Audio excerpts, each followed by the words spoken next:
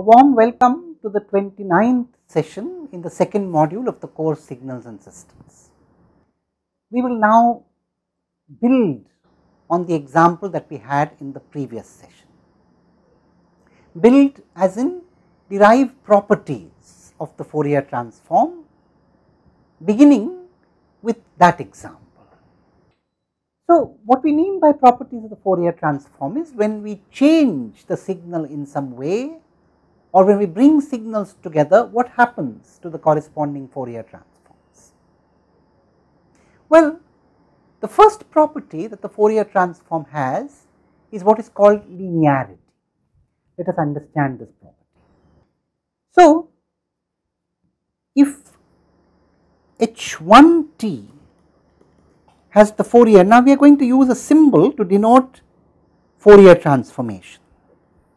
So, when we write script f like this, we mean has a Fourier transform given by capital H1 of omega. Now, remember, you could write the Fourier transform either in terms of omega or in terms of f, in terms of the angular frequency or the cycles per second frequency. And of course, omega is equal to 2 pi f. Either way, we would have the same properties. The properties do not change essentially. So, let H1t have the Fourier transform capital H1 omega, and let H2t have the Fourier transform H2 omega. Then linearity says alpha times H1t plus beta times H2t has the Fourier transform alpha times H1 omega plus beta times H2 omega for all alpha beta belonging to the set of complex numbers. Remember, we must allow for complex numbers in general, and all applicable H1 and H2. Now, let me first explain the meaning of this property to you. What this property means essentially is that when I take a linear combination of two functions, each of which has a Fourier transform, and the linear combination can be taken with respect to any complex coefficients, then the Fourier transforms are also linearly combined in the same way. We now need to prove this property, and let us get down to that job. So, a proof, very simple. Of course, H1 omega is equal to the integral from minus to plus infinity H1t e raised to the power minus j omega t dt, and that is also true of H2.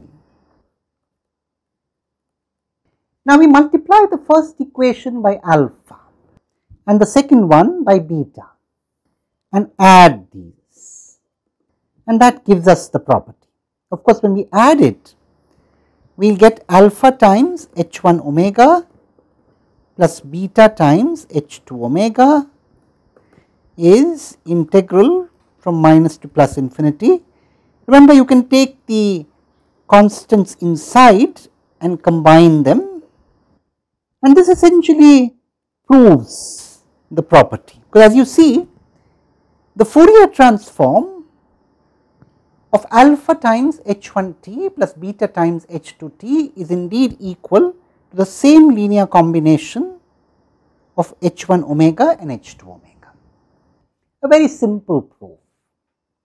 In fact, while we are on the subject, let us prove also the same property for the inverse Fourier transform. So, the same property holds for the inverse. In fact, we will now write down a symbol for the inverse. So, if I write capital H1 omega or capital H1 f, understand from the context. I must make this little remark here. You see, we often would talk of angular frequency and equally often talk of cycles per second frequency, and from the context it will be quite clear whether we are talking about angular frequency or cycles per second, or you might call it Hertz frequency. And then we think of the Fourier transform either as a function of the angular frequency or as a function of the cycles per second frequency. And the relationships are very simple. Let us write down both these relationships here. So, we have h1 omega is of course equal. So, we want to find the inverse Fourier transform. So, let us write down a symbol for that. We write the same thing, script f but with an inverse sign. So, we interpret this to mean has an inverse Fourier transform equal to h1 of t, and we will use the same symbol here. From the context it will be clear. The only difference is how we interpret that symbol, and the interpretation just has a small difference of a constant. So, when we are talking about angular frequency, the Fourier inverse should be calculated as follows. You need a factor of 1 by 2 pi. But then we can note that omega is equal to 2 pi f, and therefore d omega is 2 pi df. Whereupon, when I take the inverse Fourier transform, thinking of the Fourier transform as a function of the cycles per second frequency, I simply get the 2 pi cancels. Let me write down the 2 pi both outside and inside and show that it cancels. So, in a way, dealing with cycles per second frequency has some conveniences. You do not need to remember that factor of 2 pi. There is a perfect symmetry between the Fourier transform and the inverse Fourier transform. Anyway, the exercise that I am going to leave for you to do is as follows. Show that the inverse Fourier transform also obeys linearity. In other words, alpha times h1 omega plus beta times h2 omega, or correspondingly with the cycles per second frequency, would have the Fourier inverse alpha times h1t plus beta times h2t. Now, we shall take up a few more properties of the Fourier transform in the next session. Thank you.